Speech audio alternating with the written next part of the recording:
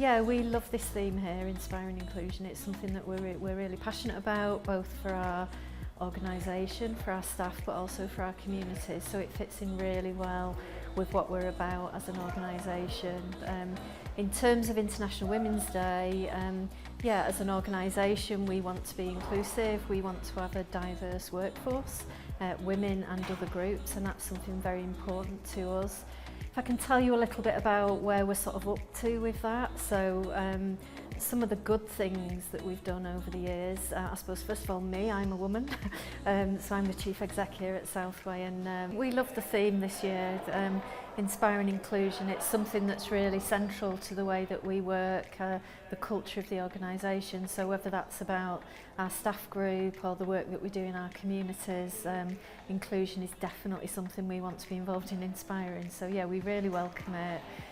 The International Women's Day is also an important day for us. We have about 270 staff, just under 50% of whom are female, and in our tenant population we've probably got more female tenants than male, so just because of the nature of the local population. So yeah, International Women's Day really important. Understanding the value of women's contributions, women and girls, understanding that inspiring change for women and girls, yeah, central to the vision and objectives of the Trust. So yeah, it has changed a lot. At the time when I became Chief Exec at Southway 17 years ago, not very many female chief execs across the sector, so it was different. You were generally sitting in meetings with male colleagues from other organisations. You know, that generally was how it was, and that was how you expected it to be. Now it's massively different. If I go to meetings now with partners, whether that's Greater Manchester or more broadly, it's at least 50-50. So that sort of women in senior leadership positions has changed a lot over that time. People have become more open to understanding the value that women can bring to senior leadership roles, and whether that's you know, more empathy or a different style of leadership. I think organisations are more open to that now.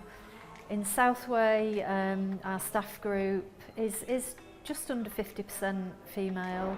There are some parts of the organisation where women are really well represented, and in property as well, because obviously we're talking about women in property, and so our development team, we've got a lot of female staff at all different levels, from senior management down to younger members of staff who've just completed graduate trainee positions and are now getting promoted into new roles, and one of those is young female who works for us.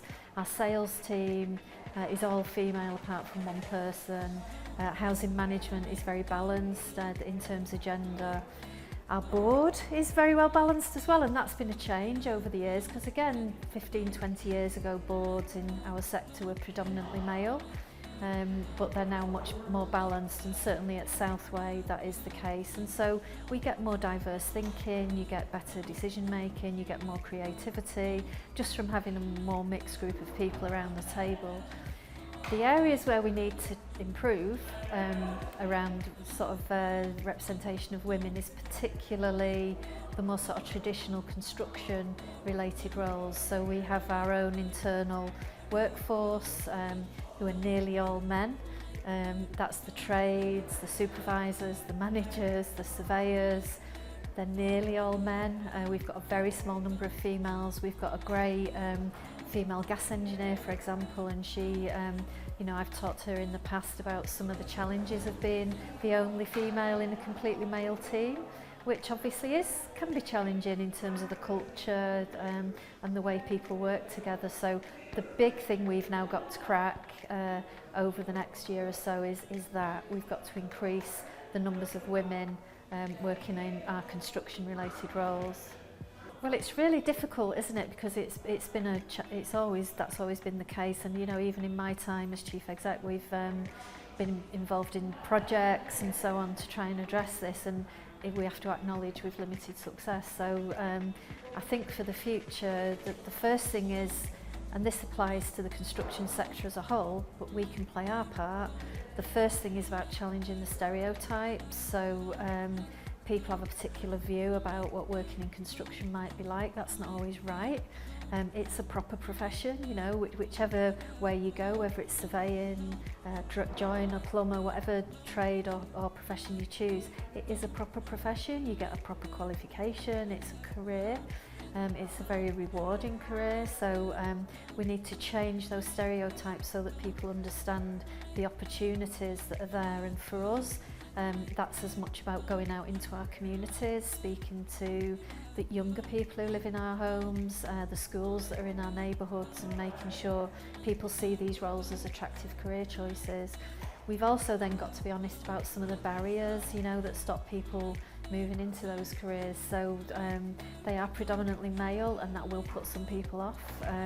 There'll be a feeling about what the culture might be like. So within our own repairs team, we have a great culture, you know, the team share the culture of the rest of the organisation. We are inclusive. Our values about caring about each other is one of our core values. So we need to get that across to people. That doesn't have to be a barrier. That's not necessarily what it's like day to day. And then I suppose we can do more around offering apprenticeships and training positions. We've done that quite successfully in other teams. I mentioned development, where we've brought trainees through. But perhaps in construction we've been less successful at recruiting females into apprenticeships, but we need to have a real push on that as well.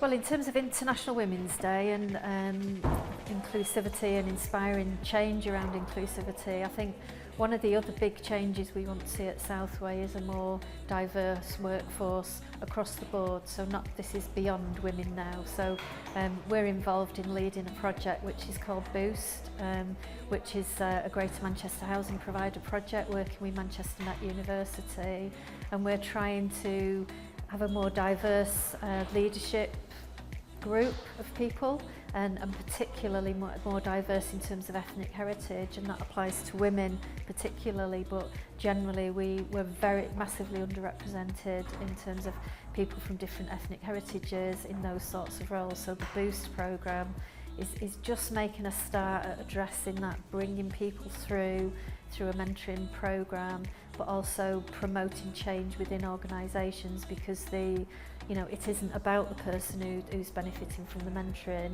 it's about the barriers that we have in our organisations without even necessarily realising. So the programme is about cultural change within organisations, and we're in year one. It's funded for 3 years, but it will roll on. We see it as being a movement. It's a movement for change that will gradually build up more and more people who've been involved, and Southway is at the forefront of that. So that's one of the really big changes that I'm sure as an organisation we will achieve over the next few years. So first of all, we have a very clear sense of vision. We're about communities, thriving communities, and the people who live in our homes, so we take that very seriously. So people who work here know that's what they're doing. They're here to provide good quality homes for people who live in our communities. So I think that inspires people. That inspires people to think about what that means and to think about inclusion and those sorts of things.